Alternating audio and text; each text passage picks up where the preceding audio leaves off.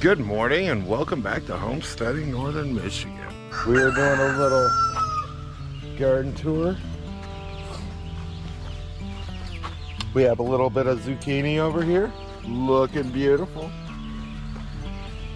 Over here we have our, you see these little green spots here? That's dill. So we got our dill, and then our onions are looking really pathetic in between the dill.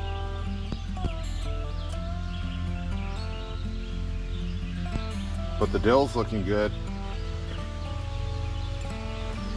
We have our peppers. Here's my 2-year-old pepper. Well, this is the second year. I planted it last year. We haven't had any rain. If you could tell, my yard is dead. We haven't had any rain, guys. Last night was the first rain we've had in over 2 months. Now, I say first rain because it's actually the first rain that actually wet the ground. We've had little sprinkles and stuff like that, but so I got a lot of curling on my tomato plants. They didn't really grow. You see the leaves are even flipped. So a lot of that has to do with heat. A lot of that has to do with I have really high pH. I have really high pH in my my well water. It's like almost pH 10. So when I was doing my seed starts, I would have to balance it down with some lemon juice. Put something acidic in there. Here is my red skin potatoes. And those were good starts. I don't think you guys seen us plant those. They might have been in there. Tripping. There's the last red skin right there. Bam. All these are red skins. So these are what we got left of our potato chips. We have this one coming up right now. And that one that just came up. That was the last one before then. But we got a total of what? 1, 2, 3, 4, 5, 6, 7. There's 2 in the corner there that didn't come up yet. So out of the 9 potato chips I planted, I got 7 of them. Here we have our yellow squash coming up good, except for that little guy right there. He don't want to grow. Our beans. This is row number 2. I got the whole garden to go, guys. So we got our beans here. We have our peas coming in nicely. I haven't trellised them yet. I need to start doing that. I need to make those maybe today because they got their little fingers out reaching for something to grab onto. More peas. Doing really well. These are the lemon cucumbers. Looking very nice. Coming in thick. Needs to be a little bit of weeding going on in there. As you can see, there's some grass and stuff growing. Coming back over here, the eggplant I planted. Once again, not liking the high pH water. Hopefully this rain snaps it back out of the shock that it was just in. I didn't know what was going on. I dug this one back up, broke the roots up a little bit, and planted it again, thinking something in the soil. I knew it was the pH in my well water. Mom came over yesterday. That's why you're seeing all these leaves. She took off all the yellow and she weeded about half the garden. You see all that up-tilled dirt there? Mom came over and took care of it. Thanks, Ma. There's the cucumbers. Here's some more cucumbers looking yellow. Nothing likes that high pH water except for the potatoes. These peas are looking good. They're not doing bad. Once again, they're reaching pretty hard. They're looking for something that's starting to fall over. I got to get that done.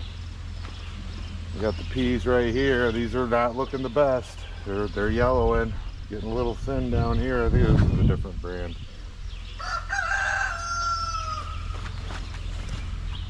We have our peppers not doing so hot because we haven't had any kind of real water. This is by far the worst. This by far is way worse than last year. Last year I had some pretty nice growth. This year I'm pretty disappointed. The cutworm got that one, but didn't get them all the way. So I kind of like laid them over and covered up the cut part with the soil. Once the leaves are flipped on the tomato plants, Brussels sprouts seem to be doing all right. They're still looking pretty healthy. If you notice any kind of white on any of this stuff, it's because I put diatomaceous earth on it to kill the cutworms that were cutworms and potato bugs. I got more. These aren't looking so bad. I think the sun had a lot to do with it. Look at that Thai chili. Look at my Thai chili. Oh, look at all those little buds. Oh, that's so cool. I've been wanting a Thai chili for a long time.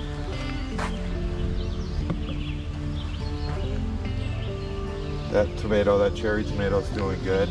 So that's how they should be looking and not all scraggly like these.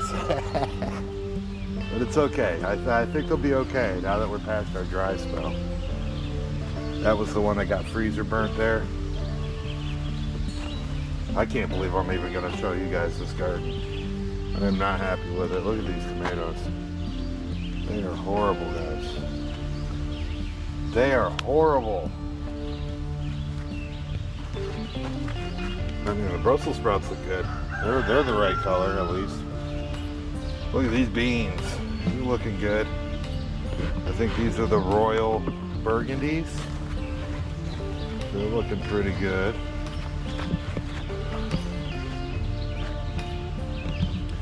And I'm going to add some more beans to this one.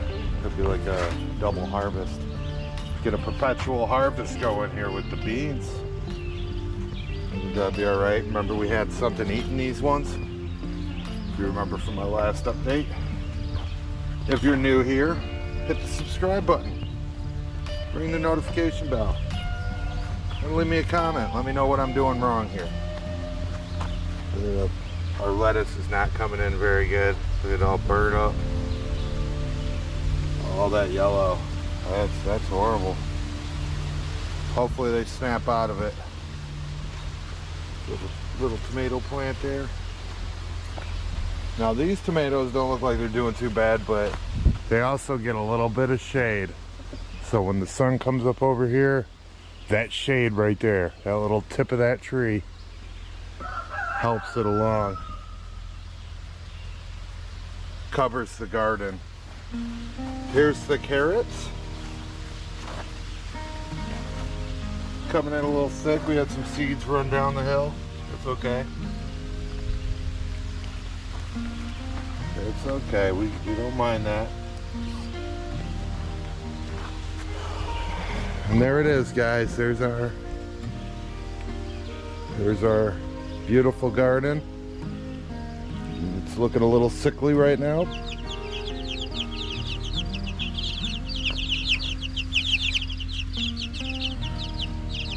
These little guys are looking good. Stay tuned. We just started a new video yesterday. We loaded up the incubator again. So stay tuned for that. I'm gonna do the full 21 day from putting the eggs in to taking them out. Look how bad that grass is. That is so horrible. Couple little spots of green, that's it. Heck, that could have popped up from the rain last night. Grass grows so quick. All right, here we go, my friends. I got the rough framing done. Well, the actual major structural part of it. These guys right here are thick. These are 4 inches. This is by far the thinnest one right here. and it's still, I don't think there's gonna be any kind of sag with it. I'm gonna run the crossbars over. But we got, these are huge, using 4-inch slabs for the supports. Now if I stood on that 4x4, I could see it bow a little. If I stand on these, they don't bow at all. So it was quite a bit of work to get up there, and I notched them.